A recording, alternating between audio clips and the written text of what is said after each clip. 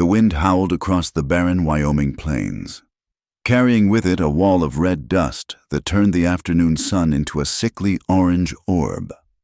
Margaret Whitfield pressed her daughter closer against her chest, feeling the child's labored breathing through the thin fabric of her worn dress. Her bare feet, bloodied and swollen, left faint prints in the dirt that the wind immediately erased, as if nature itself conspired to hide her trail. She had been walking for 2 days, ever since she'd slipped away from the boarding house in Cheyenne where her late husband's family had kept her under watchful eyes. They'd made their intentions clear. She would work off Thomas's gambling debts one way or another, even if it meant selling her to the highest bidder at Miss Ruby's establishment. The very thought made her stomach turn. "Mama, I'm thirsty," little Sarah whispered, her voice barely audible above the wind. "Soon, my love, soon we'll find water." Margaret lied, her own throat parched and raw. She had no idea where they were, only that they needed to keep moving west, away from those who would drag them back to a life worse than death. The storm intensified, and Margaret's vision began to blur. Each step became an agony, her body screaming for rest. But rest meant capture, and capture meant— She shook her head, forcing herself forward. Sarah had gone quiet in her arms, too weak to complain anymore.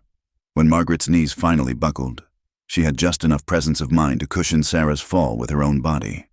The ground felt blessedly cool against her burning skin. Perhaps just a moment's rest, she thought hazily. Just a moment. The sound of hoofbeats penetrated her fading consciousness. Terror gave her a final surge of strength, and she tried to crawl away, dragging Sarah with her. But the rider was already dismounting, boots crunching on the gravel as he approached. "Easy there," a deep voice said.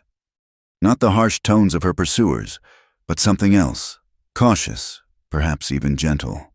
Through her dust-caked lashes, Margaret saw a tall figure silhouetted against the storm. He knelt beside them, and she instinctively curled around Sarah, ready to fight with what little strength remained. "I'm not going to hurt you." The man reached for his canteen. "Your little one needs water." The sight of the canteen broke through Margaret's defenses. She watched, trembling, as he carefully dripped water between Sarah's cracked lips. The child stirred, swallowing reflexively. "Now you," he said, offering the canteen to Margaret. Pride warred with desperate need. Need one. She drank greedily, the warm water tasting better than anything she could remember. "Silas Cross," the man said, though he didn't extend his hand or move any closer. "My ranch is about 3 miles north. This storm's going to get worse before it gets better. You and the child won't survive out here." Margaret studied him through clearer eyes now. He was perhaps 40, with premature silver threading through dark hair and deep lines carved around steel-gray eyes. His clothes were well-made but dusty, marking him as a man of means who still worked his own land. There was something in his bearing, a guardedness that spoke of old wounds. We can't," she managed to say. "We have to keep going." "Going where?"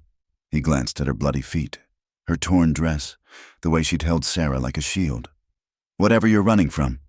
It won't catch you at the Double C. I don't ask questions, and I don't welcome visitors." The Double C. Even in her desperate state, Margaret recognized the name. One of the largest cattle operations in the territory, run by a man who, according to gossip, had become a hermit after some scandal involving his wife. "I have no money," she said. "Didn't ask for any." Silas stood, moving toward his horse. "But I won't force you. Stay here and die in the storm, or come with me and live to run another day. Your choice." He mounted his horse and waited, patient as stone while the wind whipped around them. Margaret looked down at Sarah's pale face, at her own bleeding feet, at the wall of dust approaching from the east. There was no choice. "Really? We'll come," she whispered. Without a word, Silas dismounted again. He approached slowly, giving her time to change her mind, then lifted Sarah with surprising gentleness. The child weighed nothing in his arms. When he turned back for Margaret, she was already struggling to her feet, I can walk, she said. No, you can't. His tone brooked no argument. Pride's a luxury neither of us can afford out here. He lifted her as easily as he had Sarah, settling her on the horse before placing the child in her arms. Then he swung up behind them, one arm securing them while the other took the reins. The ride to the double sea was a blur of wind and dust. Margaret dozed against her will, jerked awake repeatedly by the fear of falling or dropping Sarah. Each time, she found Silas's arms steady around them, his chest a solid wall at her back. The ranch house materialized out of the storm like a fortress, 2 stories of solid timber and stone, built to withstand everything the Wyoming Territory could throw at it. But as they drew closer, Margaret noticed the signs of neglect. Shutters hung askew, paint peeled from the porch rails, and weeds choked what must have once been flower beds. Silas carried them inside, past a startled Mexican woman who immediately began fussing in rapid Spanish. "Rosa, prepare the blue room," Silas said, "and heat water for baths. Send Miguel for Doc Morrison." "Si, Senor Cross." Rosa's sharp eyes took in Margaret's appearance, softening with sympathy. "I bring food too, and milk for the Nina." The blue room proved to be a well-appointed guest chamber, though dust sheets covered most of the furniture. Silas set them down carefully on the bed. "Rosa will help you get cleaned up," he said, already backing toward the door. "Doc Morrison will be here within the hour to look at your feet. We'll discuss arrangements when you're feeling stronger." "Why?" Margaret had to ask. "Why help us?" He paused at the threshold, not turning around. "Because someone should have," he said quietly, and then he was gone. Rosa bustled in with an army of ranch hands carrying water, towels, and medical supplies. She shooed the men out and helped Margaret out of her tattered dress, clicking her tongue at the bruises that painted her ribs and arms. "Ay, pobrecita," she murmured. "Who did this to you?" Margaret didn't answer, couldn't answer. Thomas was dead, but his family's cruelty lived on. Rosa seemed to understand the silence, working with gentle efficiency to clean their wounds. Sarah revived somewhat in the warm bath, though she remained listless. Margaret sang softly to her, the same lullabies her own mother had sung before the fever took her. By the time Doc Morrison arrived, a gruff older man with kind eyes, they were clean and wrapped in borrowed robes. "Well now," he said, examining Sarah first. "Exhaustion and dehydration mostly. She'll be right as rain with rest and good food." He turned to Margaret's feet, whistling low. "These are going to take longer. You've done some damage here. Young lady, no walking for at least a week." "I can't stay that long," Margaret said quickly. "We've imposed enough." "That's between you and Silas." Doc Morrison interrupted. "I'm just telling you what your body needs. Push too hard, and you'll be no good to your daughter or anyone else." After he left, promising to check back in a few days, Rosa brought a tray of food. Simple fare, beans, cornbread, dried beef, but Margaret ate like she hadn't in weeks, which, she realized, she hadn't, not properly. Sarah managed some milk and a few spoonfuls of mashed beans before falling asleep. Margaret sat by the window, watching the storm rage outside, and tried to plan their next move. She had no money, no family, nowhere to go, but she couldn't stay here, couldn't put this strange, generous man at risk. Thomas's family had connections everywhere. They would come looking. A soft knock interrupted her thoughts. Silas entered at her quiet invitation, carrying a ledger and looking uncomfortable. "I need a housekeeper," he said without preamble. "Rosa's getting too old to manage everything, though she won't admit it. Room, board, and wages in exchange for keeping house and helping with the books. You'd have Sundays off and use of a horse when needed." Margaret stared at him. "You don't know anything about me." "I know you're running from something that put fear in your eyes and bruises on your body. I know you'd walk barefoot through hell for your daughter. That tells me enough." I might be a criminal, a thief, Are you?" The simple question stopped her short. "No."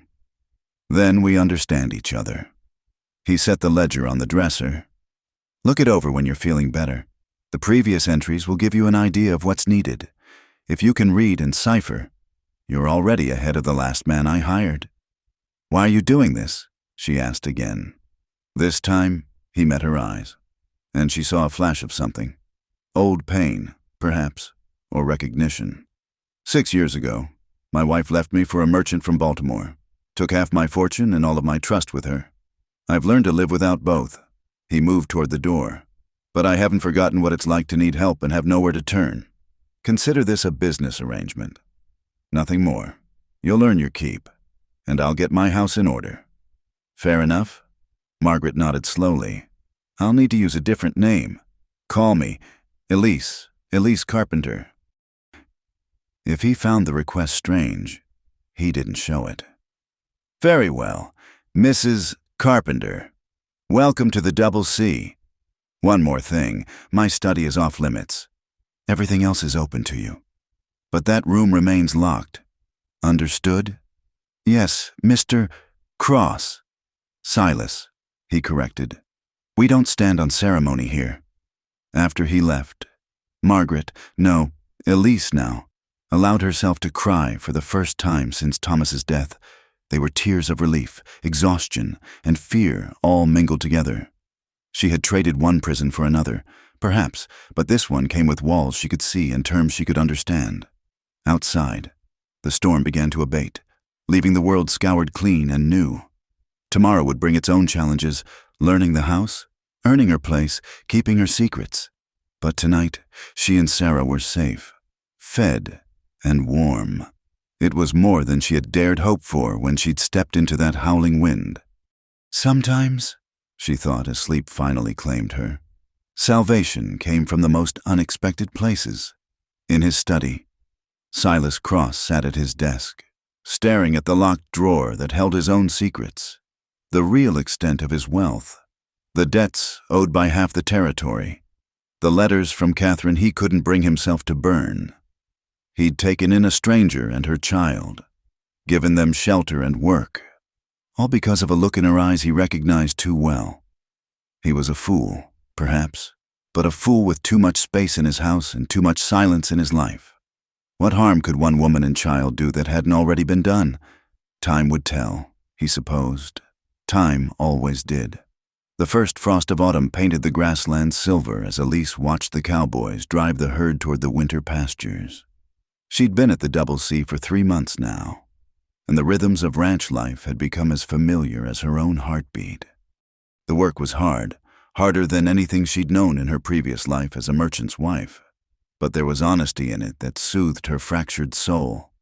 "Mrs. Carpenter," Rosa called from the kitchen door. "The bread's ready to come out." Elise hurried inside, Sarah trailing behind her with the wooden doll Silas had carved for her. The child had bloomed in the safety of the ranch, her cheeks round and pink, her laughter no longer rare. Sometimes Elise caught herself forgetting they were living under false names, that this peace was borrowed time. The kitchen was warm and fragrant with baking bread. Elise had discovered an unexpected talent for cooking, learning from Rosa how to stretch ingredients and make hearty meals that stuck to a man's ribs. The cowboys had gone from suspicious of the new housekeeper to openly appreciative, especially young Jake Morrison, who always found excuses to linger after meals. "Senora Elise makes the best biscuits in Wyoming," he declared that evening at supper, earning good-natured ribbing from the other hands.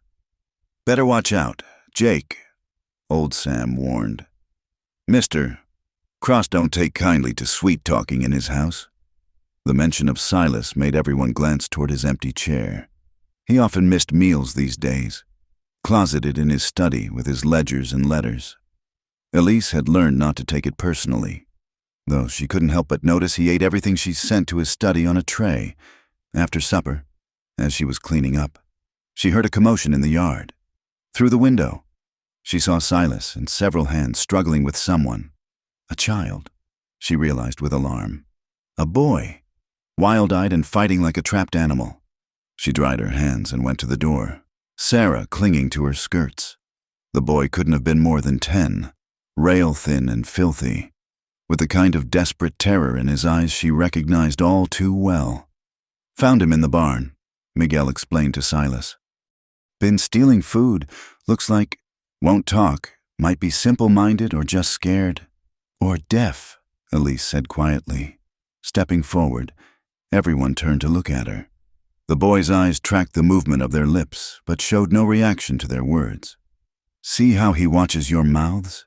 He's reading lips. She approached slowly, keeping her hands visible, and knelt at a safe distance from the boy. Carefully, she signed a simple greeting, one of the few signs she'd learned from a deaf child in Cheyenne. The boy's eyes widened. He signed back rapidly, too fast for her limited knowledge. He can hear you, she told the others. Through your faces and movements. He's not simple-minded. He's trapped in silence. Silas studied the boy with those penetrating gray eyes. Can you tell him he's safe? That we won't hurt him? Elise did her best with gestures and the few signs she knew. The boy remained tense, but stopped struggling against Miguel's grip. She pointed to the house, to food, to a bed, trying to communicate safety and shelter. Let him go, Silas said quietly. Miguel released the boy, who immediately scrambled back but didn't run. What's your name? Son. The boy made no attempt to speak, but his fingers moved. Elise caught one sign she recognized. I think he's trying to say nobody. He's nobody. Well then, nobody, Silas said, addressing the boy directly with slow, clear words. You hungry? The boy nodded cautiously. Then come inside. Mrs. Carpenter will fix you a plate. You can sleep in the bunkhouse with the hands if you've a mind to work. We don't keep idlers here, but we don't turn away willing workers neither. That night, Elise watched the boy devour 3 plates of food before exhaustion claimed him. Silas had Miguel set him up in the bunkhouse, with old Sam keeping a watchful eye to make sure he didn't bolt in the night. That was well done, Silas said to her as she prepared his evening coffee. How did you know about signing? There was a deaf child in where I come from, she said carefully. His mother taught me a few signs. I wish I knew more. Maybe Doc Morrison knows someone who could teach us properly. The boy needs to communicate if he's going to stay. The casual assumption that the boy would stay, that they would learn a new language to speak with him, made something warm bloom in Elise's chest. She handed Silas his coffee, their fingers brushing briefly. You're a good man, she said impulsively. He looked away. Just practical. Come winter, we'll need all the hands we can get. But Elise had seen the gentleness in his handling of the boy, the same careful kindness he'd shown her and Sarah. She was beginning to understand that Silas Cross wrapped his compassion in practicality the way other men wrapped themselves in coats. The boy, whom the cowboys had taken to calling Toby, though no one knew his real name, proved to be a quick learner and a hard worker. Within a week, he was helping with the horses, showing a natural affinity for the animals that impressed even the skeptical old Sam. He'd also attached himself to Sarah, the 2 children communicating in their own mixture of signs and gestures. Elise found herself settling into the rhythm of ranch life with unexpected contentment. She rose before dawn to start breakfast, spent her days managing the house and helping with the books. Silas had been right about her cipher skills being useful, and fell into bed exhausted, but satisfied each night. It was during one of these late-night accounting sessions that she discovered the truth about Silas's wealth. She'd been reconciling the monthly expenses when she found a ledger that didn't match the others. This one contained lists of names and amounts, loans. She realized with growing astonishment, half the territory owed Silas Cross money. You shouldn't be looking at that. She jumped, nearly knocking over the inkwell. Silas stood in the doorway, his expression unreadable. I'm sorry, I was just trying to... It's all right. He entered the room, closing the door behind him. You would have found out eventually. I'm not just a rancher, Mrs. Carpenter. I'm a banker of sorts, the kind that doesn't advertise. She looked down at the ledger, at the staggering sums recorded there. These amounts started small, a loan here and there to help neighbors through tough times. Then Catherine, my wife, encouraged me to expand, said I had a head for business. His laugh was bitter. Turns out she just wanted access to the profits. When she left, She took what she could carry and tried to ruin what she couldn't, but the loans were already out there, generating interest. You could live like a king, Elise said wonderingly. What would be the point? He took the ledger from her hands, locking it back in its drawer. I have a good house, good land, good horses. The rest is just numbers on a page. But surely you must want more. I wanted a wife who loved me and children to carry on my name. I got neither. Now I want to be left alone to run my ranch in peace. He paused at the door. Speaking of which, I'll be gone for a few days. Debt collection in Laramie. Miguel will be in charge of the ranch, but I'm counting on you to keep the house running smooth. The prospect of his absence created an unexpected hollowness in her chest. Of course. Will you be safe? He turned back, surprise flickering across his features. Worried about me, Mrs. Carpenter?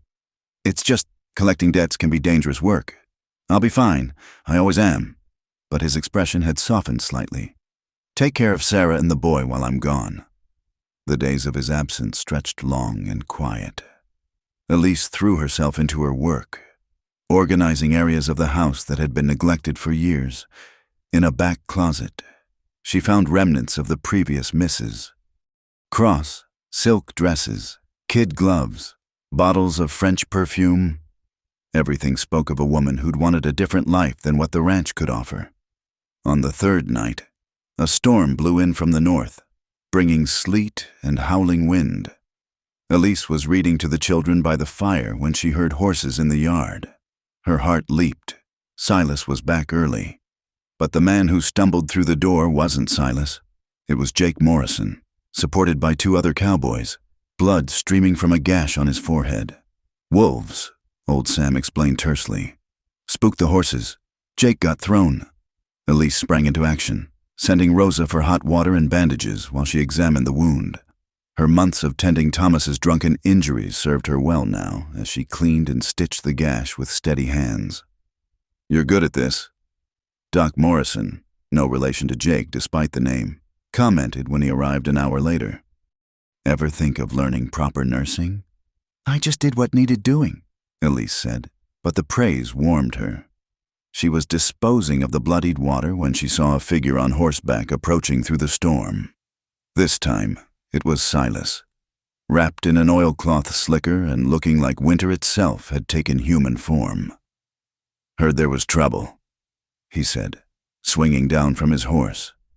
His eyes found hers immediately. Everyone all right?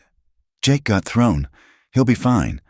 She realized she was smiling, ridiculously glad to see him. You're back early. Finished my business quicker than expected. He handed his horse off to Miguel and followed her inside. How bad was Jake hurt? She explained while helping him out of his wet coat. He stood still for her ministrations, and she became acutely aware of his nearness, the heat of him after the cold ride. When she looked up, he was watching her with an expression she couldn't quite read. Thank you, he said quietly, for taking care of things, for taking care of my men. It's my job. No. His hand lifted as if to touch her face, then dropped. It's more than that. The moment stretched between them, fragile and full of possibility. Then Sarah's laughter echoed from the parlor, breaking the spell. Silas stepped back, running a hand through his wet hair. I should check on Jake, he said. I should. Yes, check on the children. They parted awkwardly, but Elise felt the weight of his gaze as she walked away. That night, she lay awake thinking of that almost touch, of the way he'd looked at her like she was something more than the runaway widow he'd hired to keep house. She was playing with fire. She knew. She had secrets that would destroy this fragile peace, a past that could still reach out to claim her. Worse, she'd been thinking about the money in Silas's study, the fortune that could buy her and Sarah passage far from Thomas's family, perhaps even to California where they could truly start over. But when she closed her eyes, it wasn't gold she saw. It was gray eyes in a weathered face, strong hands gentle with a frightened boy, a man who wrapped kindness in gruffness and locked his heart away as surely as his ledgers. She was supposed to be Elise Carpenter, housekeeper and nothing more, but lying there in the dark, listening to the storm batter the windows. She admitted the dangerous truth. She was beginning to care for Silas Cross as more than an employer, and that terrified her more than all of Thomas's family combined. In his own room, Silas stood at the window, watching the storm. He'd almost touched her, almost given in to the impulse that had been building for weeks. The mysterious Elise Carpenter with her secrets and her steady hands and her way of making his empty house feel like a home again. He was a fool. He'd learned his lesson about trusting women who appeared from nowhere with sad stories and beautiful eyes. But when he'd walked in tonight and seen her there, blood on her apron and competence in her movements, taking care of his men like they mattered. Catherine had never done that. Catherine had complained about the smell of cattle and the roughness of the cowboys and the isolation of the ranch. She'd wanted him to be something he wasn't, a city gentleman with soft hands and social ambitions. Elise asked for nothing except work and shelter. She sang while she cooked and laughed at the cowboys' rough jokes and treated his house like it was worth caring for. She was hiding something. He wasn't blind to her careful words and the way she sometimes stared at nothing like she was seeing ghosts. But weren't they all hiding something? He touched the window where her reflection had been, then pulled his hand back. He'd hired her as a housekeeper. That's all she could be. All he could let her be. But knowing that didn't stop him from wanting more. The blizzard struck without warning on a December night, transforming the Wyoming landscape into a white hell. The wind screamed like a living thing, driving snow horizontal across the plains. By morning, the double C was cut off from the world, buried under drifts that reached the first-floor windows. Elise woke to an eerie silence, the absence of wind more unsettling than its howling. She dressed quickly and made her way downstairs, finding Silas already in the kitchen, melting snow for water. "We're snowed in proper," he said without preamble. "Could be days before we can dig out. I've sent Miguel to check on the hands in the bunkhouse, but they've got their own stove and supplies." "What about the cattle?" "Most are in the near pastures. We'll lose some, always do in storms like this. But the majority should survive if it doesn't last too long." He paused, studying her. "This'll be different from town winters. Close quarters, no escape. Think you can handle it?" There was something in his tone, challenge mixed with concern. Elise lifted her chin. "I've handled worse. Mr. Cross." "Silas," he corrected automatically. "Might as well drop the formalities if we're going to be trapped together." The first day passed quietly. Elise kept busy with Sarah and Toby, teaching them letters and numbers by the fire while the storm raged outside. Silas disappeared into his study, emerging only for meals. But as darkness fell and the temperature plummeted, problems arose. "The wood's running low," Rosa announced. "The woodshed. It's buried. We have maybe 2 days' worth if we're careful." Silas frowned. "There's split wood in the barn, but that's 100 yards through this mess. Too dangerous to attempt tonight." They consolidated into the main parlor, closing off the rest of the house to conserve heat. Elise made pallets for the children near the fireplace while Rosa took the small bed from the servants' quarters. That left the 2 armchairs for Silas and Elise. As night deepened, the temperature continued to drop. Elise couldn't sleep, kept awake by the cold and the strange intimacy of sharing space with Silas. She could hear his breathing, see his silhouette by the dying fire's light. "You're shivering," he said quietly. "I'm fine." "No, you're not." He rose, adding the last of their wood to the fire. "This won't last the night.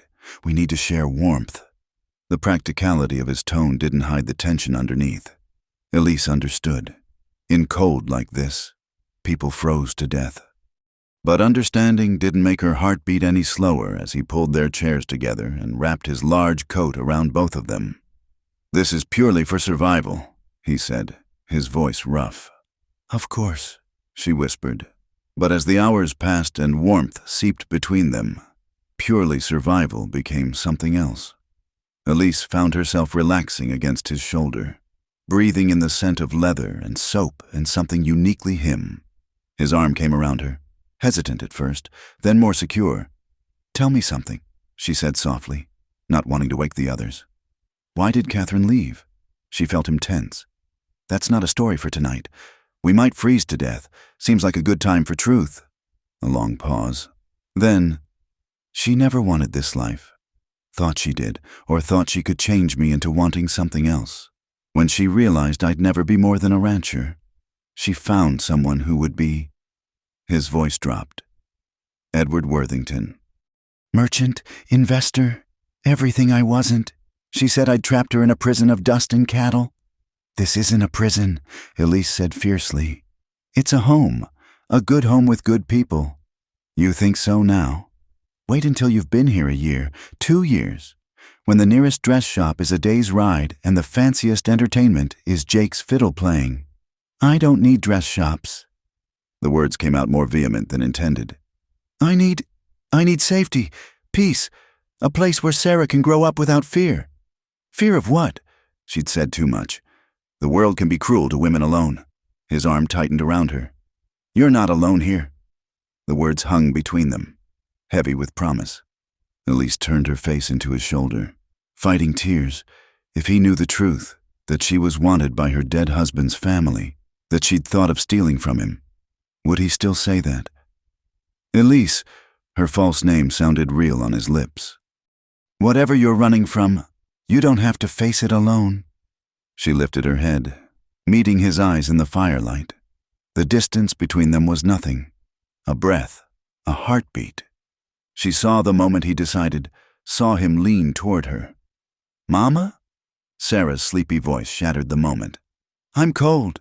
They sprang apart like guilty children. Elise hurried to her daughter, tucking the blankets tighter. When she returned to the chairs, Silas had rebuilt the barrier between them, sitting upright and distant. Neither slept the rest of the night. By morning, the storm had exhausted itself. Silas and Miguel dug a path to the barn, retrieving enough wood to last several days, but the intimacy of that night lingered like smoke, making every interaction charged with awareness. 2 days later, they were still snowed in when Silas injured himself splitting wood. The axe glanced off a frozen log, slicing through his shirt and into his shoulder. He stumbled inside, blood soaking his sleeve, trying to downplay the injury. It's nothing, just needs binding. Sit, Elise commanded. Rosa, bring hot water and the medical supplies. She cut away his shirt with steady hands, revealing not just the fresh wound but a landscape of old scars across his chest and back. Her breath caught. Ranch work is dangerous, he said, misreading her reaction. But Elise recognized the pattern of some of those scars. They weren't from accidents. Someone had hurt him deliberately, repeatedly. She cleaned the wound in silence, stitching it closed with careful precision. You'll need to keep this dry and change the bandage daily, she said professionally. Then, softer, who did this to you? Does it matter? His voice was flat. It's done. She wanted to press, but recognized the wall he'd erected. Instead, she finished her work, wrapping the bandage with gentle hands. As she tied it off, her fingers lingered on his skin, feeling the warmth and solidness of him. Thank you, he said roughly. Their eyes met and held. The air between them crackled with possibility. Slowly, as if magnetized, they leaned toward each other. This time, nothing interrupted. The kiss was gentle at first, almost questioning. Then Silas's good arm came around her, pulling her closer, and gentleness became something else entirely. Heat and need and months of suppressed longing poured between them. Elise felt herself drowning, losing herself in the taste and feel of him. Reality crashed back. What was she doing? She was living a lie, planning betrayal, putting everyone at risk. She tore herself away, stumbling backward. I can't. I'm sorry. I can't. She fled before he could respond, locking herself in her room and sliding down the door. Her whole body shook with want and fear and self-loathing. She'd let him kiss her, wanted him to kiss her, wanted so much more than kisses. But she was Elise Carpenter, widow and housekeeper, not Margaret Whitfield, whose husband's family would destroy anyone who sheltered her. The truth would kill whatever was growing between them, but lies would poison it just as surely. That night at dinner, the silence stretched painful and thick. Even the children felt it, eating quietly before asking to be excused. Rosa shot disapproving looks at both of them before retreating to the kitchen. "We should talk," Silas said finally. "There's nothing to talk about. I apologize for my behavior. It was inappropriate." Damn propriety. The vehemence in his voice startled her. "I kissed you because I wanted to.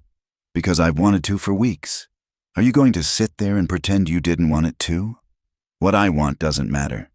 "It's the only thing that matters." "No!" She stood abruptly. "What matters is Sarah. What matters is keeping my position here. What matters is—" She couldn't finish. "What matters is that I'm lying to you every day. Is there someone else?" His voice had gone quiet, dangerous. "A husband you haven't mentioned. Is that what you're running from?" "My husband is dead. At least that was true." "There's no one else." "Then what—" "Please!" The word came out broken. "Please just let it be. I can't give you what you want." "And what do you think I want?" "Everything," she thought desperately. "You deserve everything, truth and trust, and a woman who isn't broken by secrets. A wife," she said instead. "A proper lady to run your house and give you children. Someone without a past that could destroy everything you've built. You think I care about your past?" "You should." He stood slowly, favoring his injured shoulder. "Catherine came to me with perfect references and a spotless reputation. Look how that turned out." He moved closer, and Elise forced herself not to retreat. "I don't want perfection, Elise. I want someone real, someone who looks at this life and sees home instead of exile." "Silas," his name was a plea, "I'm not asking for everything all at once. I'm asking for a chance. For honesty between us." Honesty. The one thing she couldn't give. Elise closed her eyes, gathering strength for the lie that would save him. "There is no us. There can't be. I'm grateful for your kindness, but that's all this is. Gratitude. Nothing more." The words tasted like ash. She saw them strike home, saw him rebuild his walls brick by brick. When he spoke again, his voice was the distant, professional tone of their early days. "I see. Then we'll speak no more of it. Good night, Mrs. Carpenter." He left her standing there, her lie a chasm between them. Elise pressed her hands to her mouth, stifling the sob that wanted to escape. She'd done the right thing, the only thing. So why did it feel like she'd just carved out her own heart? The next days passed in polite agony. Silas treated her with perfect courtesy and perfect distance. He took meals in his study again, spoke to her only about household matters, looked through her as if she were truly just the hired help. But sometimes she caught him watching her with such longing it took her breath away. Once, passing in the hallway, their hands brushed, and they both froze. For a moment, she thought he might speak, might breach the wall she'd built. Then Sarah called for her, and the moment shattered. That night, unable to sleep, Elise found herself at Silas's study door. Light flickered underneath. He was awake too. She raised her hand to knock, to confess everything, to throw herself on his mercy. A board creaked under her feet. The light went out. Message clear. Whatever chance they'd had was gone. Elise crept back to her room and did something she hadn't done since Thomas died. She took paper and ink and began to write. "My name is not Elise Carpenter. My name is Margaret Whitfield, and I am wanted by my husband's family for debts I did not create. I came here under false pretenses. I have lied to you from the beginning." She wrote it all. The truth about Thomas, his family's threats, her desperate flight, even her shameful thoughts about stealing. When she finished, the confession covered 3 pages. She folded them carefully and hid them in her drawer. Someday, when she and Sarah were gone, Silas would find them. He would understand then why she'd pushed him away. It was cold comfort, but it was all she had. Outside her window, snow began to fall again, gentler this time. Winter had only just begun. She wondered how many more nights she could endure, loving a man she couldn't have. living a lie that grew heavier with each passing day. In his study, Silas stared at the dying embers in his fireplace. He'd heard her at his door, had waited with held breath for her knock. When she'd retreated, something inside him had broken. He'd survived Catherine's betrayal by closing himself off, by choosing isolation over risk.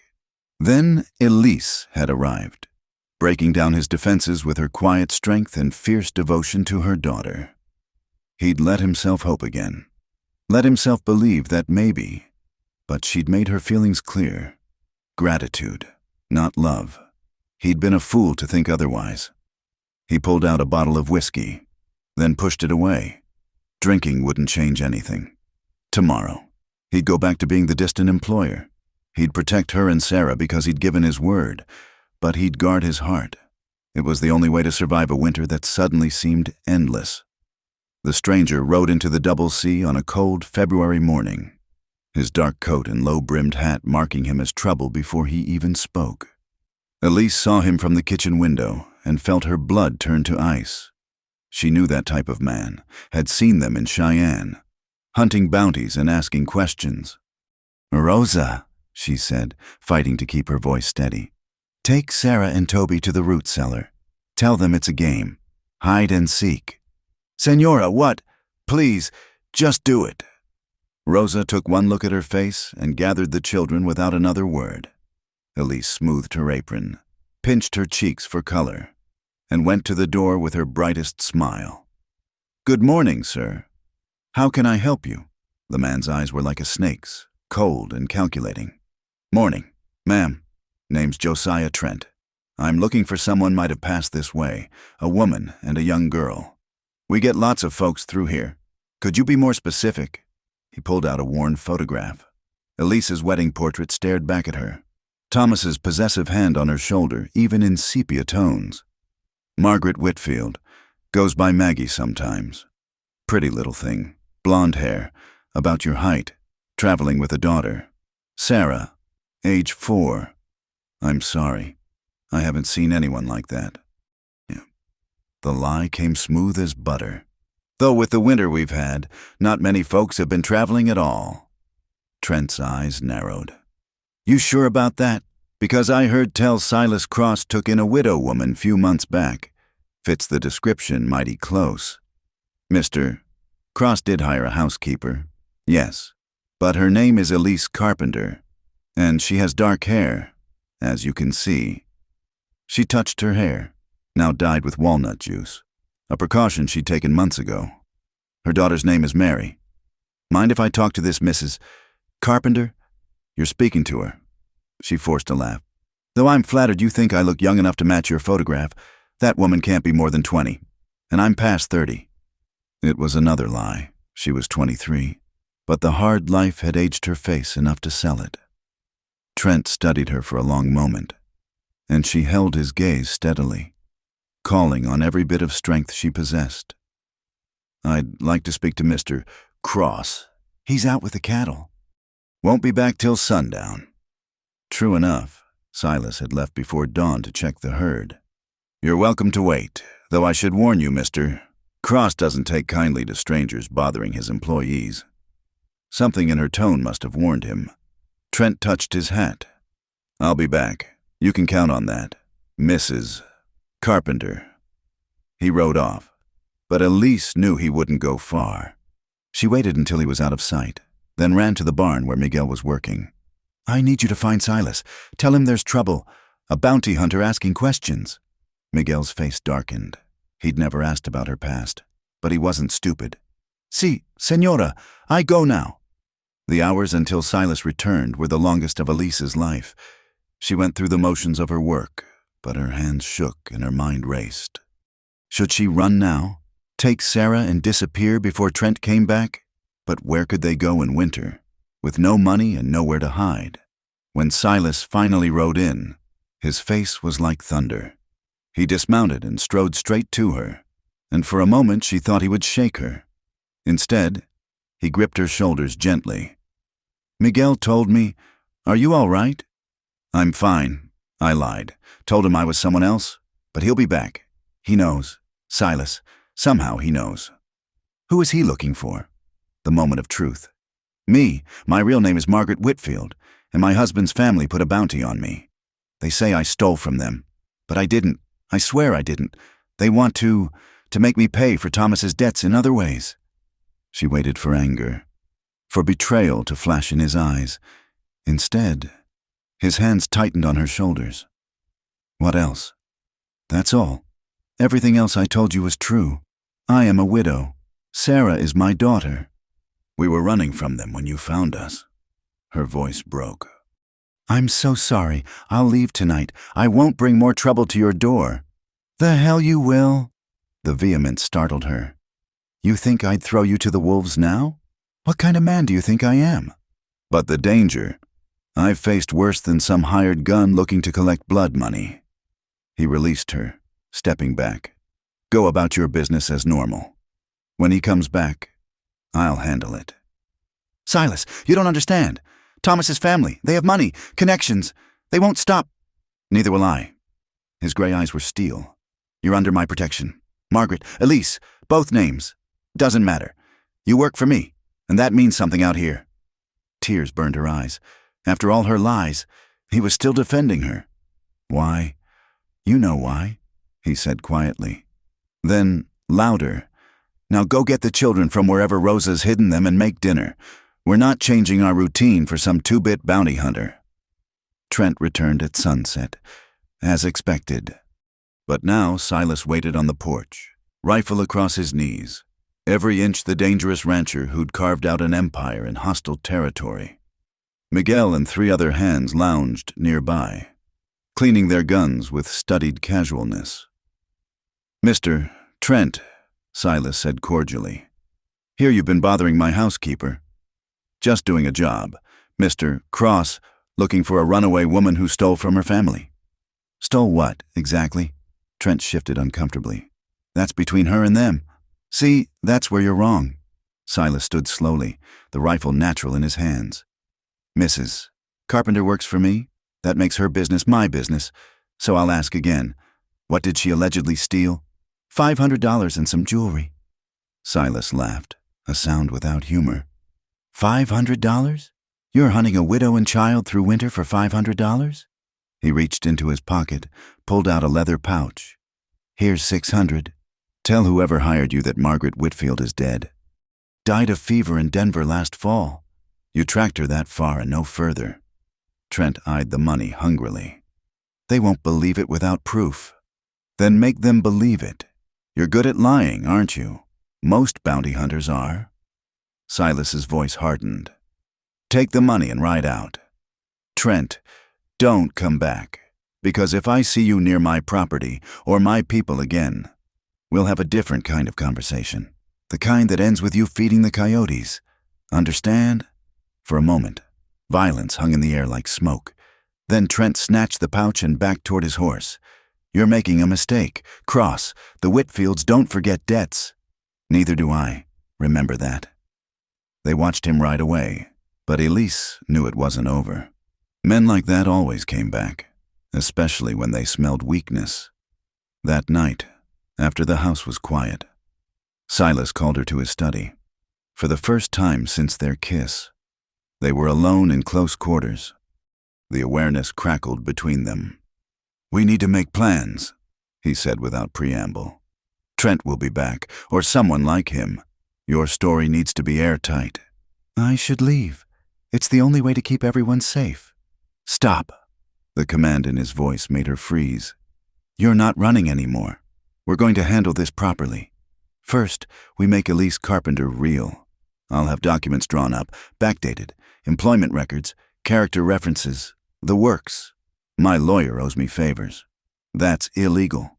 So is selling women to pay their husbands' debts. His eyes blazed. Second, we spread the word that Margaret Whitfield died. Enough people repeat a story. It becomes truth. Third, he paused, seeming to wrestle with something. Third, we give you protection they can't challenge. What do you mean? Marry me. The words hung in the air like a lightning strike. Elise stared at him, unable to breathe. Not a real marriage. He continued roughly. A legal one. For protection, A wife can't be taken from her husband, not even for debts. The Whitfields would have no claim on you. Silas. Her heart was breaking. A marriage of convenience, when she wanted so much more. You can't sacrifice yourself for me. It's not a sacrifice. It's practical. You need protection. I need to know you're safe. His voice dropped. I know you don't feel for me what I feel for you. You made that clear, but I can't stand by and watch them take you. You're wrong. The words escaped before she could stop them. About my feelings. I lied that night. I've been lying to myself. She met his eyes, laying herself bare. I love you, Silas. That's why I pushed you away, because you deserve better than a woman living under a false name, bringing danger to your door. He was around the desk in 2 strides, pulling her to her feet. Say it again. I love you. Tears streamed down her face. I've loved you for months. But I can't marry you. Not like this. Not because of threats and protection. You deserve... He kissed her, cutting off her protests. This kiss was different from the first. Desperate, claiming, branded with the fear of almost losing her. When they broke apart, both were breathing hard. What I deserve, he said against her lips, is the right to protect the woman I love, the right to call you wife and mean it, the right to build a life with you and Sarah and any other children God sees fit to give us. But the danger, to hell with the danger. I've been dead inside for 6 years. You brought me back to life. You think I care about some gambling debts or your husband's worthless family? He cupped her face in his hands. Marry me, Margaret Elise, whoever you want to be. Marry me because you love me and I love you, and everything else is just noise. Yes. The word came out as a sob. Yes, I'll marry you. He kissed her again, softer this time, sealing the promise. But even in her joy, Elise couldn't shake the feeling that Trent's departure was just the beginning. The Whitfields wouldn't give up easily, and Silas's money might not be enough to stop them. There's something else, she said, pulling back. Something I haven't told you. I'm carrying a child. Your child. His hand stilled on her face. For a moment, she feared she'd ruined everything. Then wonder dawned in his eyes. A child? Our child? She nodded, fresh tears falling. I've known for weeks. I was terrified. Didn't know how to tell you, especially after I pushed you away. A child, he repeated, then laughed, a sound of pure joy she'd never heard from him before. He spun her around, careful of her condition, then set her down and kissed her breathless. We're having a child. You're not angry? Angry? Elise, you've given me everything I thought I'd never have. Love, family, children. How could I be anything but grateful? They stood there in his study, holding each other, building dreams of the future. But outside, in the darkness, Josiah Trent made camp 5 miles from the ranch. $600 was good money, but the bounty on Margaret Whitfield was better. And if Silas Cross thought he could interfere with business, well, Trent had ways of dealing with obstacles. The game wasn't over. It had barely begun. The nightmare began 3 days after Trent's visit. Elise woke before dawn to find Sarah's bed empty, the window open, cold wind billowing the curtains. On the pillow lay a note in crude handwriting. Come alone to Devil's Canyon at sunset. Bring the money you stole, or the girl pays for your sins. Terror, unlike anything she'd ever known, seized her heart. She stumbled to Silas's room, pounding on the door. He answered instantly. Already dressed, the rancher's habit of early rising. Sarah's gone. They took her. They took my baby. She thrust the note at him, barely able to stand. His face went dark as thunder. Miguel! The shout brought the foreman running. Rouse everyone. Sarah's been taken. We ride in 10 minutes. No! Elise grabbed his arm. The note says alone. They'll hurt her if... They're not getting you. His voice was granite. We'll get Sarah back, but not by walking into their trap. This is my fault, my past, my lies. He gripped her shoulders.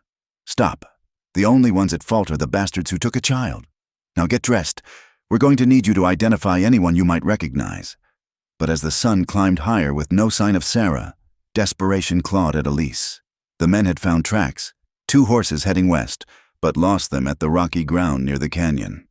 Every minute that passed was another minute her daughter was in danger. By afternoon, Elise couldn't wait anymore. While the men searched the North Ridge, she slipped away, saddling a horse with shaking hands. She had the money from Silas's safe, not stolen, but given freely when she'd confessed her plan to ride out alone. "I know I can't stop you," he'd said, pressing the bills into her hands. "But I'll be watching. We'll be close. Don't throw your life away. Elise, Sarah needs her mother alive." Devil's Canyon yawned before her like a mouthful of broken teeth. She descended carefully, her heart pounding. At the bottom, 3 figures waited, Trent and 2 men she recognized with sickening clarity. Thomas's brothers, Samuel and Jeremiah Whitfield. "Margaret," Samuel said with false warmth, "you've led us quite a chase. Where's Sarah?"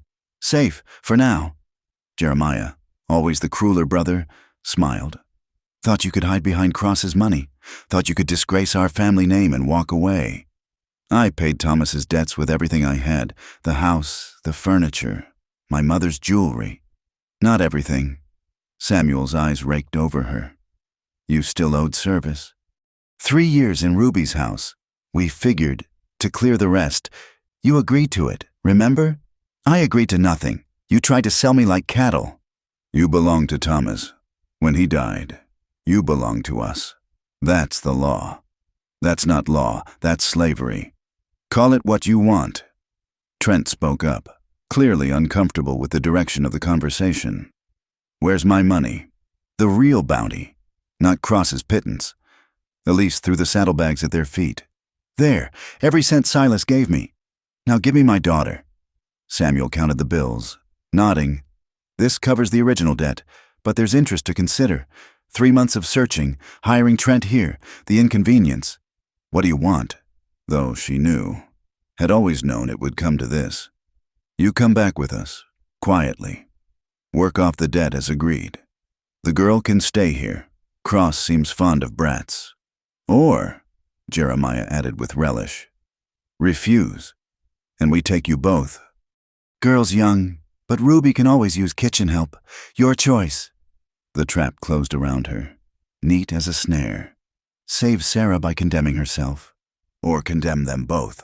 But before she could speak, a voice rang out from the canyon rim. "The lady's made her choice. She chooses option 3.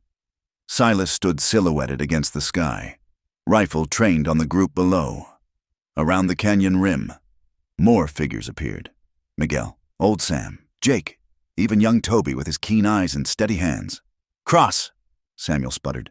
"This is family business, no concern of yours." "Wrong again.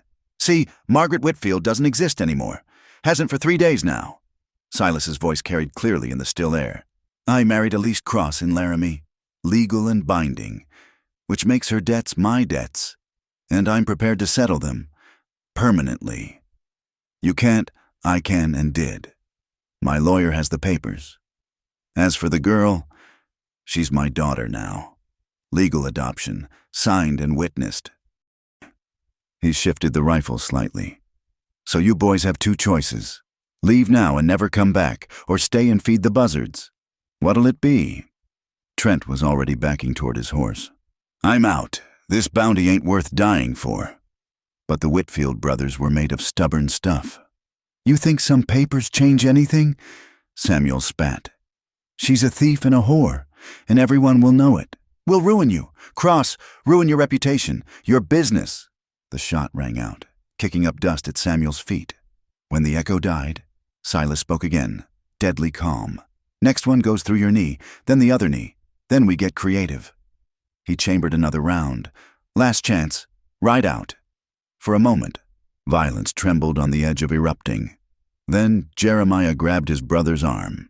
"Come on, Sam. She ain't worth hanging for." They mounted up, but Samuel turned back, his face twisted with rage. "This isn't over." "You hear me, Margaret? You killed our brother sure as if you'd pulled the trigger. Drove him to drink and debt with your airs and graces. We'll see you pay for it." "Thomas killed himself," Elise said quietly. finally finding her voice. With whiskey and cards and his own cruelty, I was just unlucky enough to survive him.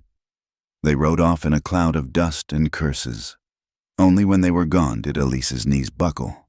But Silas was there, having descended the canyon with impossible speed, catching her before she hit the ground. "Sarah," they said, "she's safe. Has been all along." He smoothed her hair back.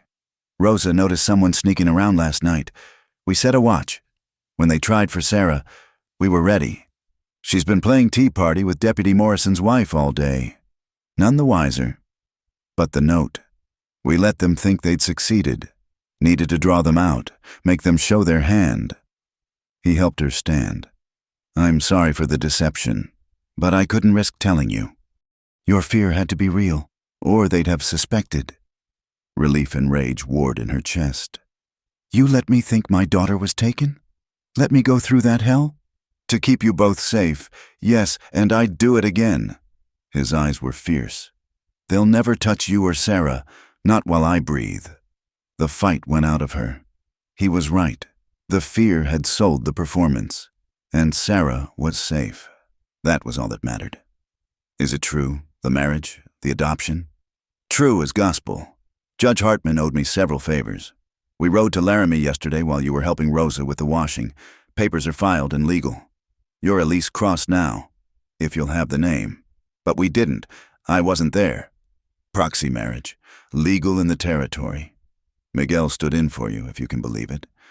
A small smile tugged at his lips. "Though I'd like to do it proper when things settle. Give you the wedding you deserve." She touched his face wonderingly. "You married me without me even being there?" "Would have married you in the middle of a stampede if necessary. The how didn't matter, just the fact of it." He caught her hand, kissing her palm. "No one can take you from me now. You're mine, Elise, my wife, my heart, mother of my children, mine to protect and cherish and grow old with." "Silas." Emotion choked her words. "Let's go home," he said softly. "Sarah's waiting, and we have a life to build." They rode back to the ranch as the sun set, painting the sky in shades of rose and gold. But Elise couldn't shake the chill of Samuel's parting words. The Whitfield brothers weren't the type to forgive or forget. They'd be back, in one form or another. That night, reunited with Sarah and surrounded by the ranch family who'd risked everything for them. Elise tried to believe in happy endings. Silas held her close in their bed, their marriage bed now, legal and true, and whispered promises in the darkness. But when he finally slept, she lay awake, planning. The money from the safe hadn't been touched. The Whitfields had fled before claiming it. It lay hidden now beneath a loose floorboard. Insurance against an uncertain future. She wasn't stealing, she told herself. Just preparing. If trouble came again, she'd need resources to protect her family. Because she had a family now. Not just Sarah, but Silas and the child growing within her. Toby, who looked at her with such trust, Rosa and Miguel and all the others who'd stood ready to fight for her. She'd die before letting harm come to any of them. "Can't sleep?" Silas murmured, pulling her closer. "Just thinking." "Don't, whatever you're worrying about. We'll handle it together." He pressed a kiss to her temple. "No more running. Elise, no more facing things alone. Promise me." "I promise," she whispered. But promises were just words. And words couldn't stop bullets or hate or the long reach of revenge. In the morning, she'd tell him about the money. In the morning, she'd trust completely. But tonight, old habits died hard. Tonight, she'd keep one secret more. One last defense against a world that had taught her to trust no one but herself. Except she did trust Silas. Trusted him with her life, her daughter, her heart. The money wasn't about mistrust. It was about the bone-deep knowledge that happiness this perfect couldn't last. Something would come, because something always did, and when it happened, she'd be ready. "I love you," she said into the darkness. "And I love you," he replied. "Forever and always, Mrs. Cross." She smiled at the name, even as her heart whispered warnings. Forever was a dangerous word in a land where death came quick and often.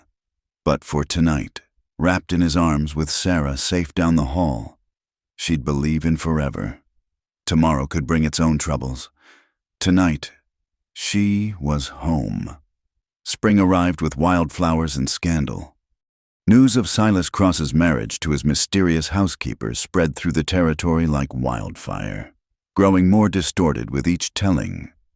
By the time it reached the church socials and sewing circles, Elise had become everything from a dance hall girl to a foreign princess in hiding.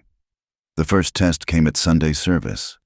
Elise dressed carefully in her best gown, a simple blue affair that Silas had ordered from Denver, and tried to quiet the butterflies in her stomach.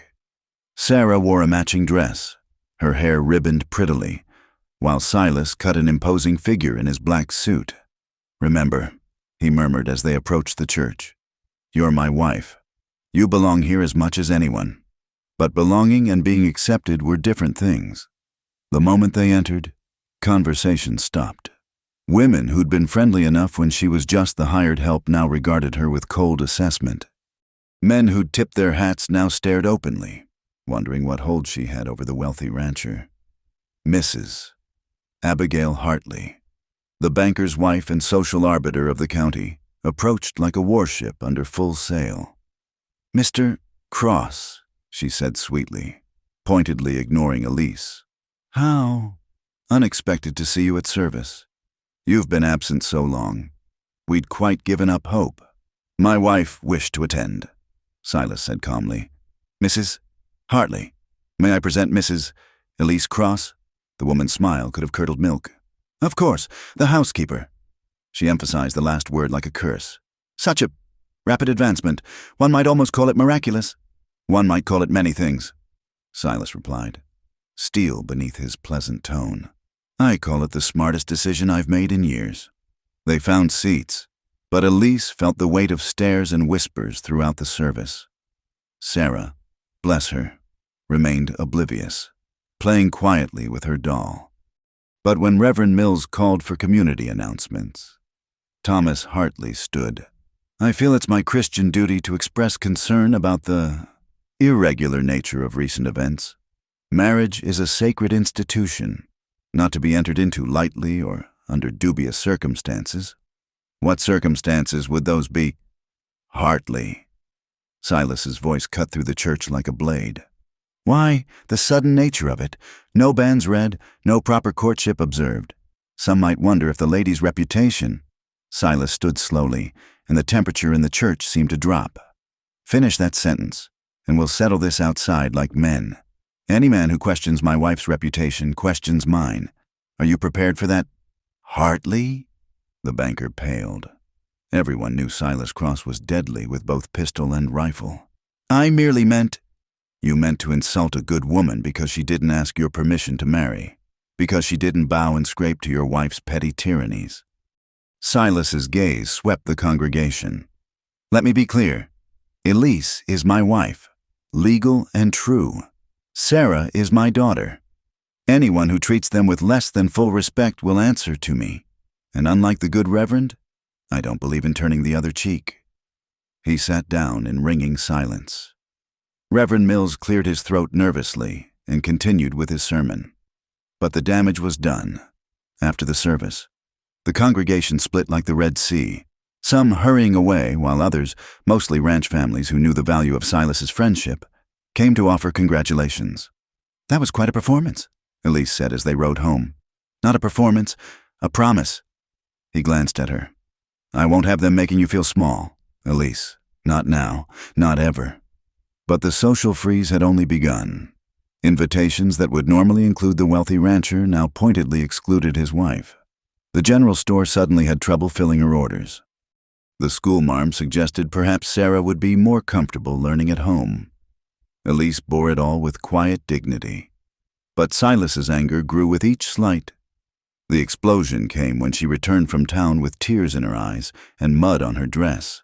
A group of women had accidentally jostled her into a puddle while making cutting remarks about fortune hunters. "Who?" was all he said. "It doesn't matter." "Who? Elise?" she told him reluctantly. "Mrs. Hartley, Mrs. Patterson, the judge's wife, and several others. His face went dark as a thundercloud. Silas, no, you can't fight the whole town. Watch me. He strapped on his gun belt. They want to play society games? Fine, let's see how they enjoy it when I call in their husbands' debts. What? He showed her the ledger she'd glimpsed months ago. The loans were staggering. Nearly every prominent family owed him money. I've been patient, charging fair interest, giving extensions when needed. But patience has its limits. You can't destroy their lives because their wives were cruel to me. Can't I? His eyes were fierce. They'd destroy yours without a second thought. Why should I show mercy they wouldn't? Because you're better than them. She caught his hands. Because I don't want to be the woman who turned you cruel. Please, Silas, we'll win them over with time and dignity, not threats. He struggled visibly with his temper. If they hurt you again, then we'll handle it together, but not like this. Reluctantly, he put away the gun belt, but the next day, he implemented a different strategy. He hired Mrs. Chen, the Chinese laundress whose husband had died in a mining accident, giving her wages that made the town gossip sputter. He contracted with Josef Schmidt, the German carpenter others whispered about, for ranch improvements. Every outsider, every person the proper families looked down upon, found work and welcome at the Double C. If they want to play society, he told Elise, we'll create our own. The plan worked better than expected. The ranch's Sunday dinners became legendary. A mix of cowboys, immigrants, widows, and anyone else who didn't fit the town's narrow definitions of respectability. Elise found her place naturally as hostess, her genuine warmth drawing people out.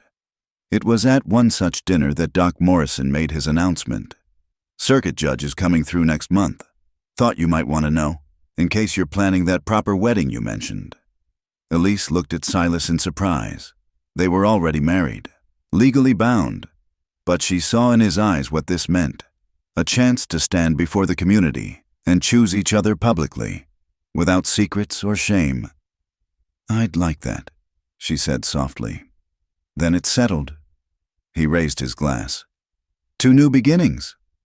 But every new beginning cast shadows. That night, as they planned their public wedding, a letter arrived that chilled Elise's blood. Samuel Whitfield's spidery handwriting spelled out threats in careful legalese. He'd found a judge in Kansas who questioned the validity of proxy marriages.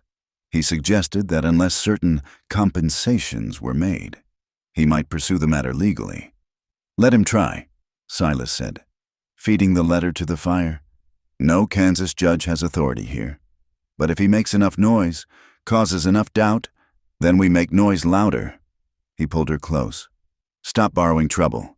Elise, we'll marry before the whole town, with the circuit judge presiding. Let Whitfield challenge that. She nodded, but that night she counted the money hidden beneath the floorboard. Still there, still waiting. Her insurance against disaster.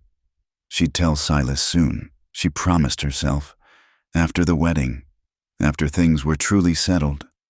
The child quickened within her that week, the first flutter of life that made everything real. She placed Silas's hand on her barely rounding belly, watched wonder dawn in his eyes. Our child, he breathed. Your son, she said, somehow certain. Son or daughter, doesn't matter. They'll be loved. He kissed her softly. As are you. Never doubt it. But doubt was her oldest companion, and it whispered warnings in the dark. The town's acceptance was grudging at best. The Whitfields hadn't given up, and secrets had a way of surfacing when you least expected. Still, as spring flowers bloomed across the prairie and their public wedding day approached, Elise allowed herself to hope. She'd found love when she'd expected only survival. She'd gained a family when she'd been prepared for solitude. Perhaps, just perhaps, happiness wasn't always temporary. The morning of their wedding dawned bright and clear. Sarah danced with excitement in her flower girl dress, while Rosa fussed with Elise's hair. The church would be full. Silas had made sure of that, calling in favors and making it clear that absence would be noted. You're beautiful, Rosa said, stepping back to admire her handiwork. Senor Cross, He will lose his words when he sees you." Elise smiled, touching the simple gold locket Silas had given her, a wedding gift containing miniature portraits of Sarah and himself. "He's already given me more than I dreamed. This day is just extra blessing." But as she walked down the aisle on Miguel's arm, having no father to give her away, seeing Silas waiting at the altar with such love in his eyes, she felt the last of her walls crumble. This was real. This was hers. Let the gossips whisper and the Whitfields threaten. She had found her place, her person, her purpose. "Do you, Elise, take this man?" Reverend Mills began. "I do," she said firmly, before he could finish. Laughter rippled through the church. "Let the man finish, sweetheart," Silas murmured, grinning. "We've got time." Time. Yes, they had that now. Time to build their life, raise their children, face whatever came, together. When Silas kissed her at the ceremony's end, the church erupted in cheers, not from the society matrons, who maintained frigid dignity, but from their true friends, the ones who knew that love wasn't about bloodlines or bank accounts, but about choosing each other despite the odds. "I love you, Mrs. Cross," Silas whispered against her lips. "And I love you, Mr. Cross, forever and always." This time, she meant it without reservation. Whatever storms came, they'd weather them together. The money beneath the floorboard could stay buried. She had all the security she needed in the circle of his arms and the promise in his eyes. As they walked back down the aisle as properly married husband and wife, Elise caught sight of a stranger in the back pew. A woman, heavily veiled, who slipped out before they could reach her. Something about her posture, her bearing, but then Sarah tugged on her dress, and Toby signed something that made Miguel laugh, and the moment passed. Probably just another curious townsperson come to gawk at the spectacle. Still, as they celebrated with their chosen family at the ranch, Elise couldn't quite shake the feeling that their trials weren't over. The veiled woman haunted the edge of her vision like a ghost of troubles past or troubles yet to come. But tonight was for joy. Tomorrow could bring its own worries. Tonight, she was simply Elise Cross, beloved wife and mother, hostess of the most open-hearted ranch in Wyoming territory. It was more than enough. It was everything. The attack came on a hot July afternoon when Silas was 20 miles away at the cattle auction. Elise first noticed something wrong when the dogs started barking. Not their usual warning bark, but something fierce and primal. She was kneading bread in the kitchen, her belly now round with 7 months of pregnancy, when Rosa burst through the door. "Bandidos! Senora! Many men! Coming fast!" Elise's blood turned to ice. Through the window, she could see them, at least 8 riders, armed and riding hard toward the ranch, with most of the hands out with the herd. They had only Miguel, old Sam, Jake, and Toby to defend them. "Rosa, take the children to the root cellar. Bar the door, and don't come out for anyone but me or Silas." She was already moving, her mind racing. "Go!" She ran to Silas's study, using the key he'd given her to unlock the gun cabinet. Her hands were steady as she loaded rifles, remembered lessons from the cowboys flooding back. Through the window, she could see Miguel and the others taking defensive positions, but they were outnumbered 2-1. The leader of the bandits, a scarred man with dead eyes, called out, "We know Cross is gone. Send out the woman and we leave peaceful like." "We got no quarrel with the rest of you." Elise's mind raced. They knew Silas was gone, knew to come when the ranch was vulnerable. This wasn't random. Someone had informed them. But who, and why did they want her specifically? She made her decision quickly. Carrying 2 loaded rifles, she climbed to the 2nd floor, positioning herself at the window with the best view of the yard. When the scarred man called out again, she answered with a shot that knocked his hat clean off. "The only thing you'll get from this ranch is lead poisoning," she shouted. "I suggest you ride on before my husband returns and decorates the fence posts with your hides." The battle erupted instantly. Gunfire shattered the afternoon quiet. Windows exploded in showers of glass. Elise fired methodically, picking her targets, while below Miguel and the others fought desperately. But the bandits had come prepared. While some engaged in the firefight, Others circled around toward the barn. Elise saw their plan. Fire. They meant to burn them out. "Miguel!" she screamed. "The barn!" But her warning came too late. Smoke began billowing from the structure. Panicked horses screaming within. Without thinking, Elise abandoned her position and ran downstairs, out the back door toward the barn. If they lost the horses, the ranch would be crippled. She threw open the barn doors, smoke billowing out. The horses were wild with terror, but she grabbed lead ropes, calling to them in the calm voice she'd learned from Toby. One by one, she led them out. Silas's prize stallion, the mares, even ornery old Chester who tried to bite everyone but her. She was leading out the last horse when strong hands seized her from behind. The scarred man had circled around during the chaos. "Got her!" he yelled. "Stand down, or I put a bullet in her." The gunfire stuttered to a stop. Elise could see Miguel, blood running from a gash on his cheek, slowly lowering his weapon. Old Sam was down.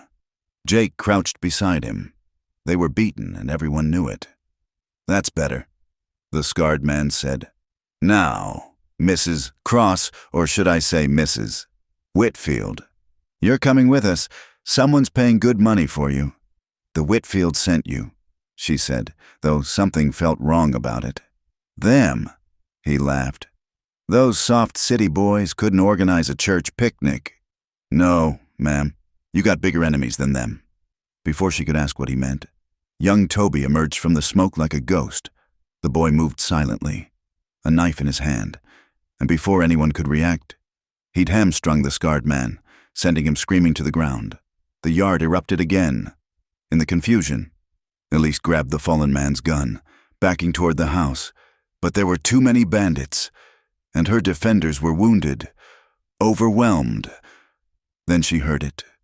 Hoofbeats, many hoofbeats, riding hard. Silas crested the hill like an avenging angel, and he wasn't alone.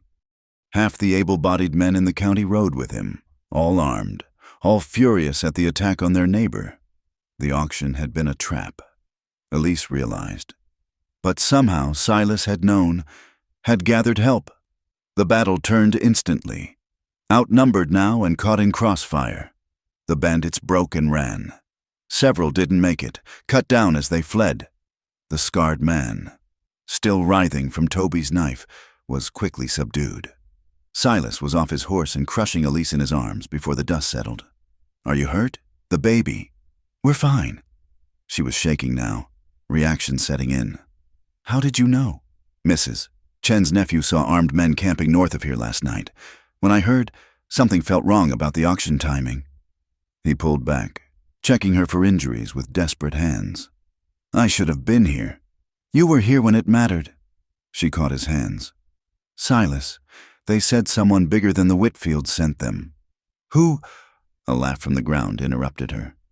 The scarred man, pale from blood loss but still conscious, grinned up at them. "You really don't know, do you? Ask your husband about his first wife. Ask him why Catherine really left." Silas went very still.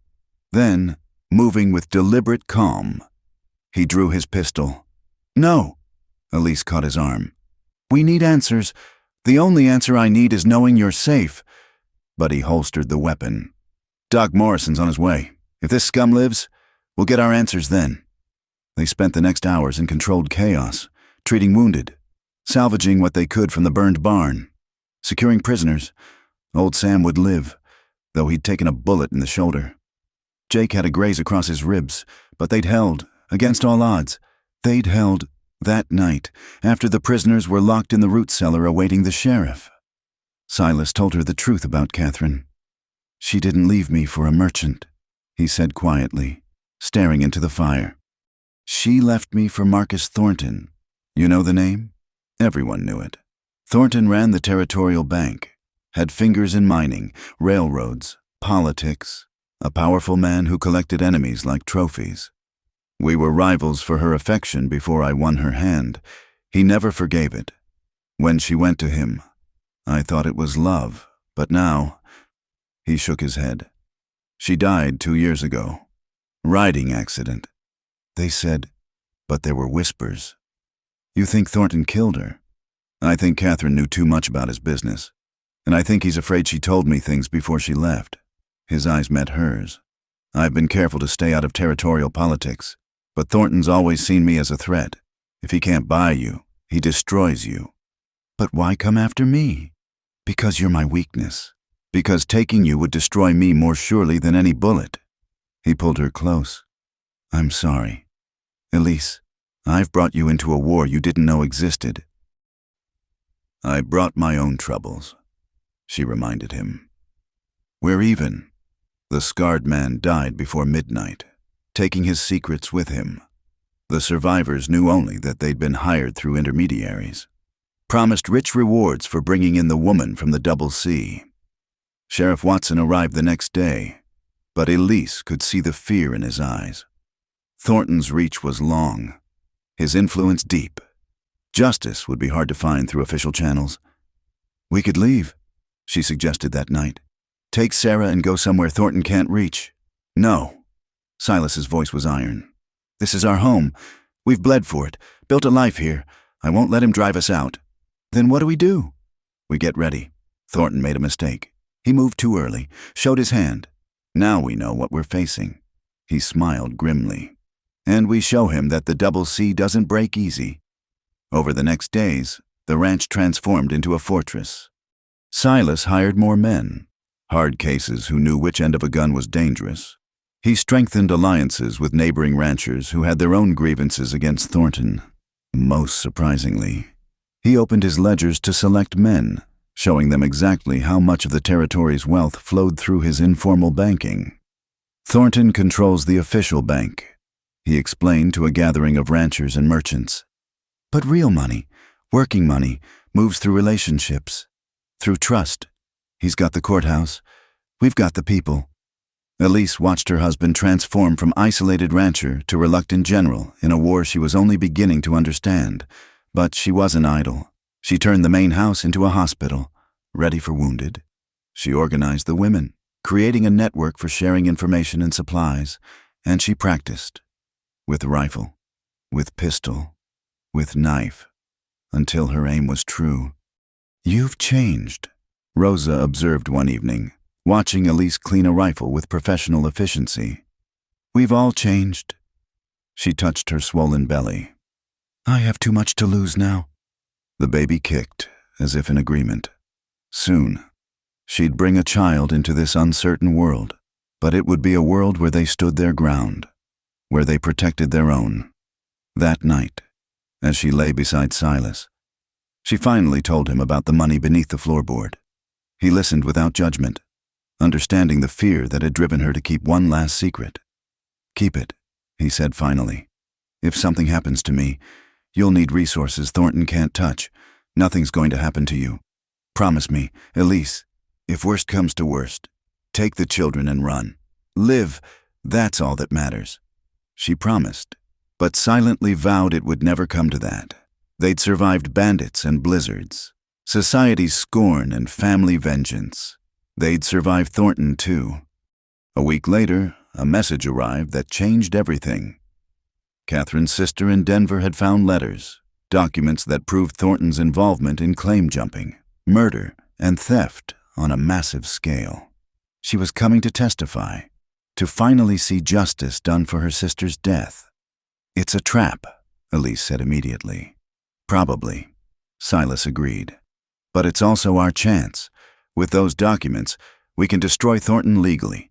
End this without more bloodshed. They prepared carefully.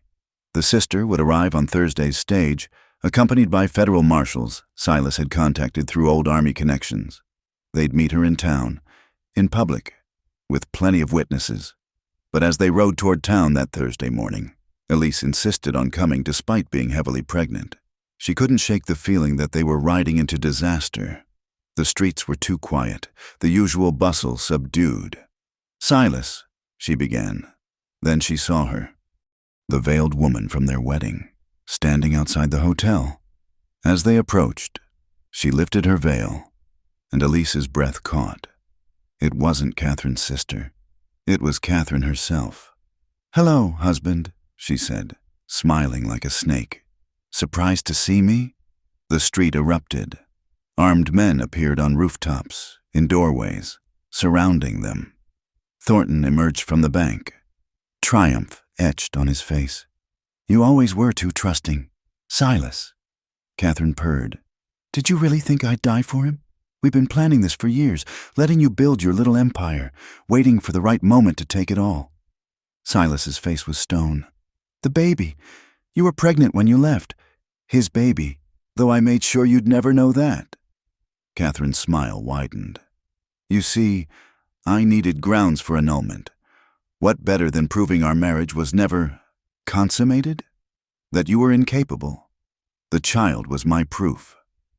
Elise saw the trap now, saw how they'd been played. With Catherine alive, her marriage to Silas was invalid. Everything they'd built, the protections he'd given her, gone like smoke. "Elegant, isn't it?" Thornton stepped forward. "Your marriage void, your reputation destroyed, and Mrs. Whitfield here, yes, I know all about you, my dear, returns to her rightful owners. Unless... Silas's hand hovered near his gun. "Sign it all over to me. Everything. The ranch, the loans, all of it. Do that, and you can leave with your lives. Refuse." He shrugged. "Well, widows and orphans have such accidents out here." Elise felt the moment balanced on a knife's edge. They were outnumbered, outmaneuvered, but she also felt the life moving within her. The fierce love for the man beside her, the iron will that had carried her this far. She caught Silas's eye and saw the same resolve there. Whatever came next, they'd face it together. "You want my answer, Thornton?" Silas said calmly. "Here it is." The gunshot shattered the morning quiet. But it wasn't Silas who fired. It was Toby, positioned on a roof behind Thornton's men. The boy's rifles spoke again and again with deadly accuracy. Then Jake's fiddle sang out. Not music, but a signal. The streets filled with double C riders, townspeople who owed Silas their livelihoods, women armed with everything from rifles to rolling pins. The trap had been turned. While Thornton waited for Catherine's stage, Silas's people had surrounded him. "Did you think we'd come alone?" Elise called out over the chaos. "Did you think the people you've stepped on wouldn't rise when given the chance?" The battle was brief but vicious. When the smoke cleared, Thornton was down. Catherine fled, and federal marshals, the real ones Silas had summoned, were taking charge. "The marriage question will need sorting," Marshal Dixon said. "But given the circumstances, fraud, attempted murder, conspiracy, I think we can expedite things." That night, back at the ranch, Elise tended Silas's grazes while he told her the truth. "I suspected Catherine was alive. Too many things didn't add up about her death, so I made plans, just in case." He caught her hands. "I'm sorry I didn't tell you, but I needed your reactions genuine, needed them to believe they'd won. No more secrets," she said firmly, "from either of us. We're partners, Silas, true partners. No more secrets," he agreed, sealing it with a kiss. 3 days later, as autumn painted the landscape gold, Elise went into labor. It was long and difficult, but when she finally held their son, red-faced and squalling and perfect, everything else faded away. "What shall we name him?" Silas asked, touching the baby's tiny fist with wonder. "Hope," she said softly. "His name is Hope, because that's what he represents. Hope for our future, our family, our life together." Outside, the ranch bustled with activity. The barn was being rebuilt, stronger than before. The federal investigation into Thornton's crimes would take months, but his power was broken.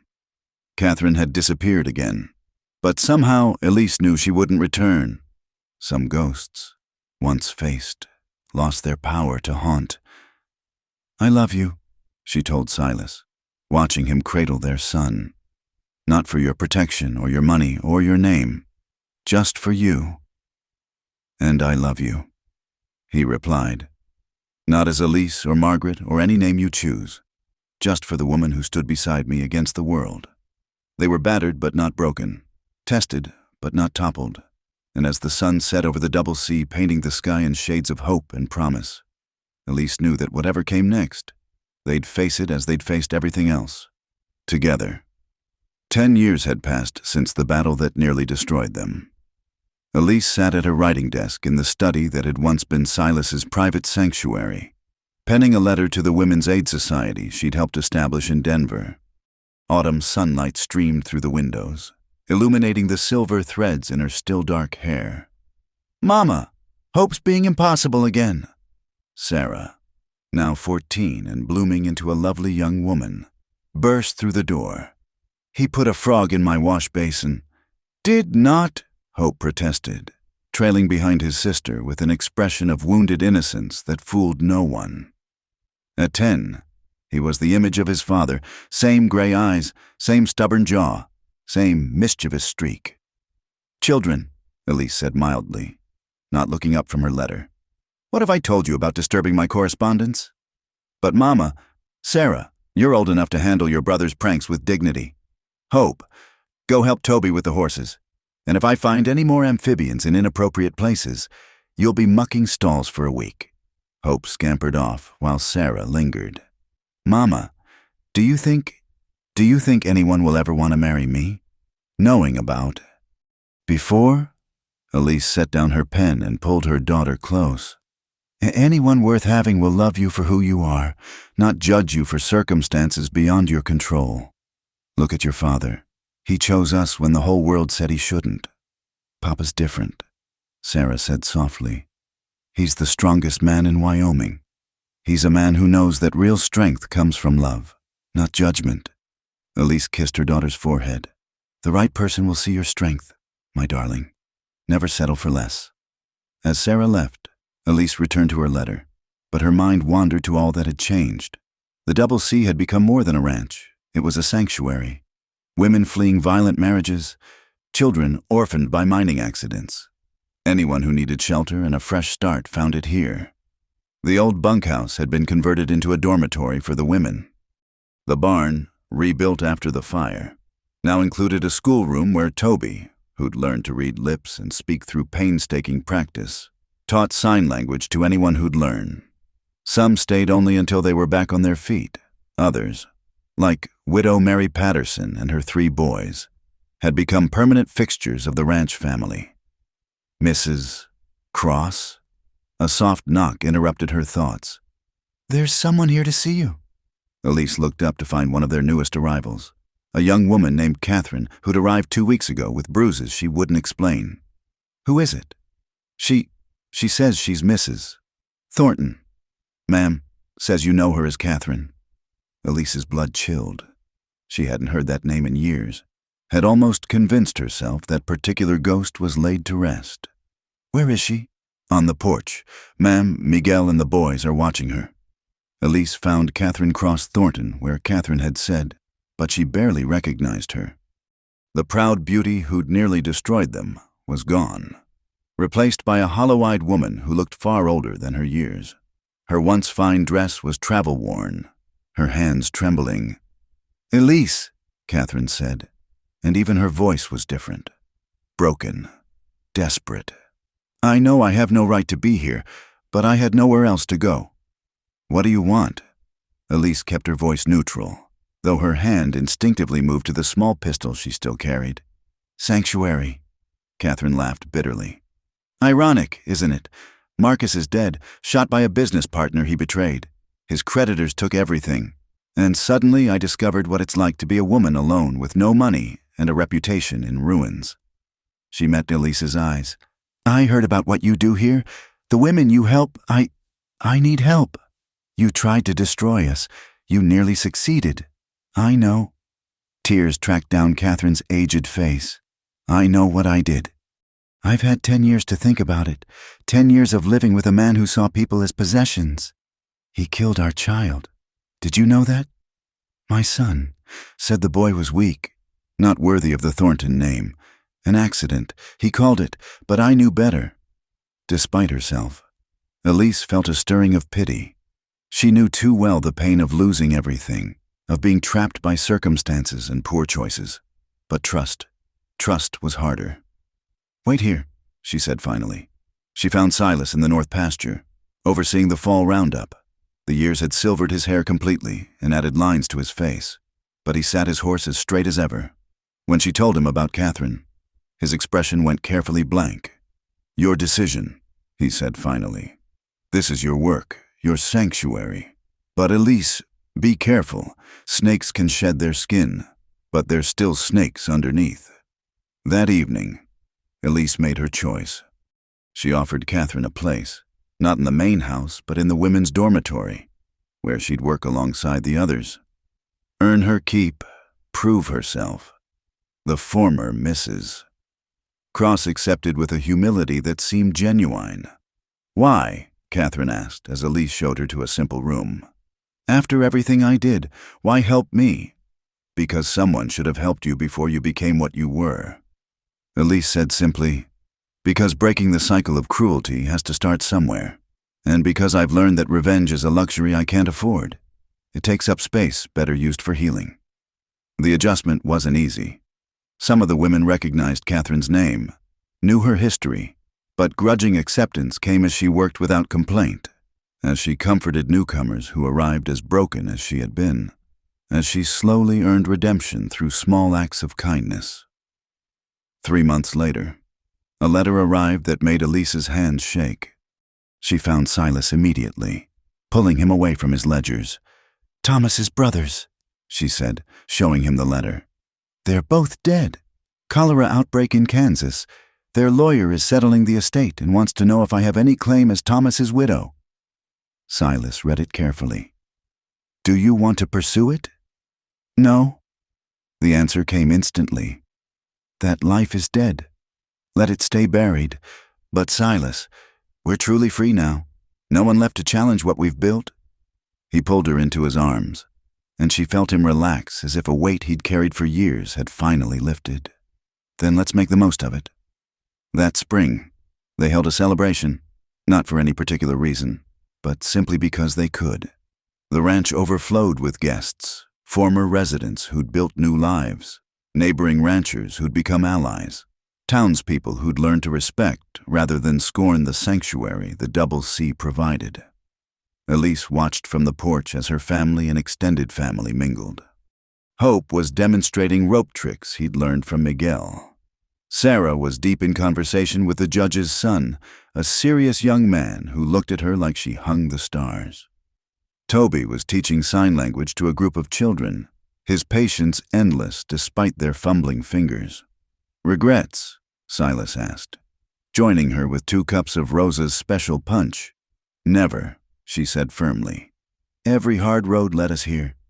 Catherine approached hesitantly, and Elise saw Silas tense, but the woman merely handed Elise a folded paper. "I've been accepted at the teaching college in Denver," she said quietly.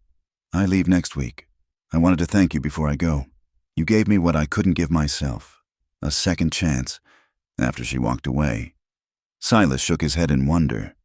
"You really did it, turned an enemy into, if not a friend, at least not an enemy. We all deserve the chance to become better than we were," Elise said. "Even her, especially her." As the sun began to set, Silas called for attention. 10 years ago, a desperate woman and her daughter came to my door in a dust storm. I thought I was saving them." He looked at Elise with such love it took her breath away. "Turns out, they saved me, gave me purpose, family, a reason to open my heart and my home. So here's to second chances, to chosen families, and to the Double C. May it always be a place where the lost find their way home." The cheer that went up could probably be heard in the next county. As Elise raised her glass, she thought about the woman she'd been, frightened, desperate, willing to do anything to survive. That woman still lived inside her, but tempered now by love, strengthened by purpose. "Mama," Hope tugged at her skirt. "Will you tell the story again, about how you and Papa met?" "Which version?" Sarah teased. "The one where she was a desperate runaway, or the one where she was a mysterious woman of intrigue?" "Both were true," Elise said, gathering her children close. "People are complicated, full of different truths all at once. That's what makes life interesting." As night fell and lanterns were lit, Elise found herself back at her writing desk, penning a new letter. This one wasn't to the Aid Society, but to a publisher in Boston who'd expressed interest in her story. The true story of a woman's journey from victim to victor, from desperation to dignity. She dipped her pen and began. My name is Elise Cross. Though I was born Margaret Whitfield, this is the story of how I stole a rancher's heart and he stole mine right back, of how we built a sanctuary from shadows and made a family from fragments. It's a story of the American West, where people go to remake themselves, where the past can be outrun if you're fast enough, and where sometimes, if you're very lucky, you find that the life you're running toward is better than anything you left behind. Outside her window, the Double C sprawled under starlight. Her ranch, her home, her life's work. In the bunkhouse, women who'd arrived broken were learning to stand tall. In the main house, her children slept safe and loved. And somewhere in the darkness, Silas made his evening rounds, checking on everything and everyone under his protection. She'd thought once that she would steal from him and disappear. Instead, she'd given him everything and stayed to build something extraordinary. The money still lay beneath the floorboards. She'd never told him she'd kept it after all. Her one secret, her one insurance policy against a world that had taught her to always have an escape plan. But she knew now she'd never use it. This was her place, her purpose, her people. The Double C had become what she'd never dared dream, not just a hideout but a true home, not just a shelter but a launching pad for new lives. Elise smiled and continued writing, telling the story that needed telling. Somewhere out there was a woman like she'd been, desperate and afraid and running. Maybe that woman would read this story and know that there was hope, that there were places where the broken could heal and the lost could be found. The clock chimed midnight, but Elise wrote on. There was too much to tell, too much hope to share. And at the end, she would write the most important truth of all. Sometimes the greatest theft is giving your heart away, and the greatest wealth is in what you build with the one who steals it right back. The Double C stands as proof that love, trust, and second chances can transform not just two people, but an entire community. May it always be so. She set down her pen and stretched, then went to find her husband. He was where she expected, on the porch, watching over their domain. Can't sleep, she asked, sliding her arms around him from behind. Just thinking, he said, covering her hands with his, about how different life would be if I'd turned you away that day. Empty, she said simply. Life would be empty. He turned in her arms, kissing her with a passion that 10 years hadn't dimmed. I love you, Mrs. Cross, my greatest fortune, and I love you, Mr. Cross, my salvation and my home. They stood together in the darkness, watching over what they'd built, what they'd protected, what they'd opened to others. The Double C, a testament to the power of love over fear, hope over despair, and the courage to build something beautiful from broken pieces. It was more than either had dreamed when a desperate woman stumbled out of a dust storm and into a lonely rancher's life. It was everything. Thank you for joining me on this incredible journey through the Wild West. I hope Elise and Silas's story touched your heart as much as it touched mine. Where are you listening to this tale? Please share in the comments below. I'd love to connect with fellow Western romance enthusiasts from around the world. Don't forget to subscribe to From Wild West channel and share your thoughts about this story of love, redemption, and the power of second chances. Until the next time, partners.